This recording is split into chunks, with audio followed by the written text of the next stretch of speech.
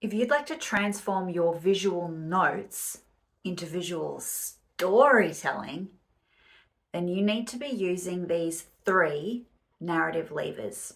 I'm going to talk you through them. Hi, I'm Hayley, Chief Doodler at Thoughts Drawn Out. I'm all about getting creativity working so I can help you to make your mark.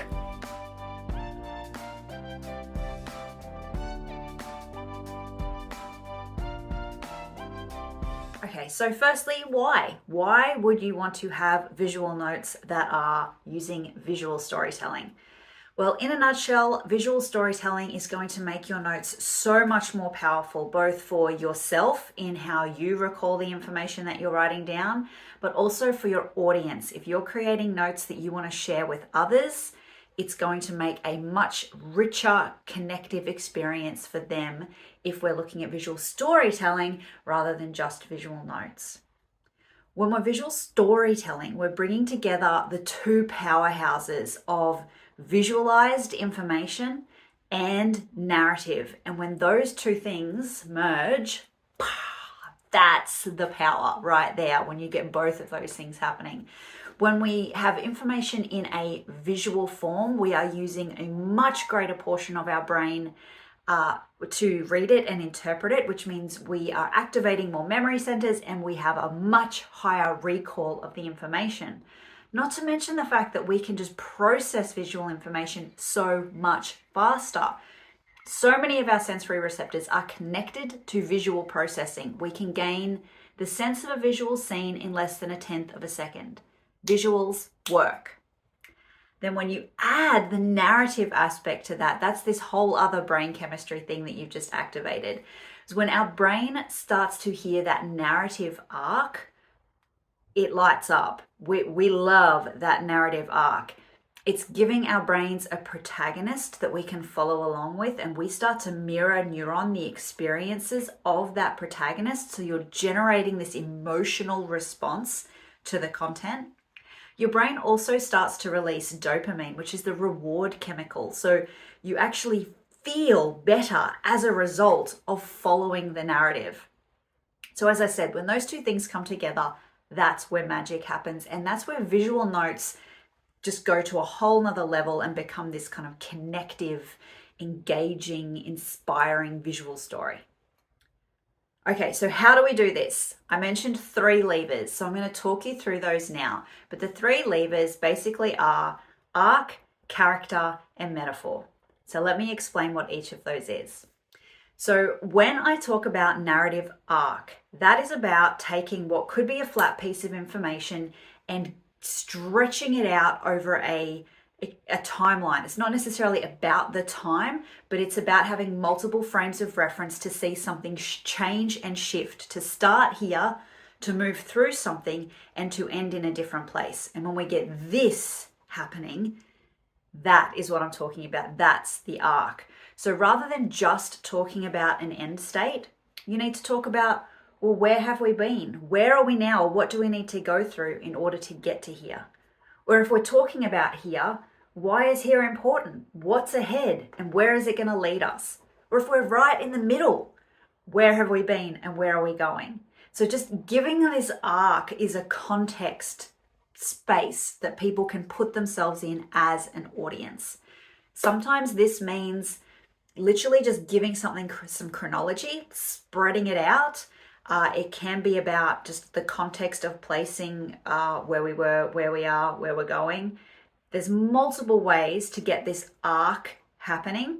You don't have to be creating everything into a full hero's journey to be using a narrative arc. You just need to get that shift over time.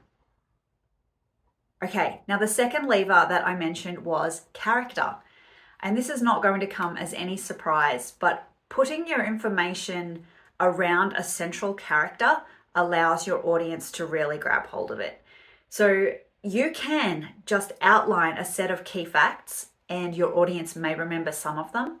But if you outline a set of key facts and then tell a narrative story with a character at the center experiencing those facts or the result of those facts, that is what your audience can latch onto. That's what they're going to remember because they can see themselves in that character, or they can grab that character's story. So always look for the places where you can humanize some content by making the information relative to the context of the human that's experiencing it. That's the key piece here. Now, there's some other things at play because you can consider who is the right character to put at the center of this information. And that might change how that information is seen, received, understood, taken forward. So choosing the right character to put at the center of your story is also very important. And finally, metaphor. Now, when I say metaphor, what I'm really talking about is when we use one thing to describe another thing. So a very overused metaphor that you'll all be familiar with, that's why I will use it today, is to say something has many layers like an onion. We all know what that means because we can picture the layers of an onion peeling away before you get to the center. And when we use that metaphor to explain something else, we kind of go, okay, I get it, that multi-layered thing, you've got to peel it all back and there's something in the center. So metaphor helps us use something known and understood to understand something unknown, foreign or new that we don't have a grasp on yet. And that's where metaphor is the powerful way to do that. And what's fun with metaphor is that you don't have to use the old overused cliche metaphors that we all use in our speech all of the time. You can pick something from your personal experience, or if you're live note-taking the speaker, these are the things to listen for. How do they explain things using metaphor? Is there an analogy that they used? Was there a particular visual way, a set of adjectives that they put together that really kind of made something understandable through the lens of something else? So listen for metaphor, analogy, highly descriptive words, and use those to help wrap extra layers of meaning around the content that you put on your page. Okay, so that was a very quick run through on the 3 key narrative levers that I believe you can put to work straight away to go from just visual notes to visual storytelling and really start to connect with your audience and make a big impact. Now, if this is something you would like to learn more about, I go into this in a fair amount of detail in my courses, which are available on the website, and really kind of help you bring to life how to apply that into your note-taking on your page. So if that's something you would love to learn more about, I would love to teach you. Please stop by the Thoughts Drawn Out website and check those out. Now, if you've enjoyed this video, it would mean the world to me if you gave it a like. If you're not yet subscribed to the channel, what are you doing? Don't miss out on any of the future fun. Hit that button now. And if there's any other topics that you'd really like me to cover in a future video, I'd love to hear about them. Comment below. Let me know what it is from my experience, as 10 years as a visual note taker, visual storyteller. What can I impart to you? What would you like to hear from me? I'd love to share. Now, friends, we've made it to the end. You know what that means. It's time for you to go out there and make your mark.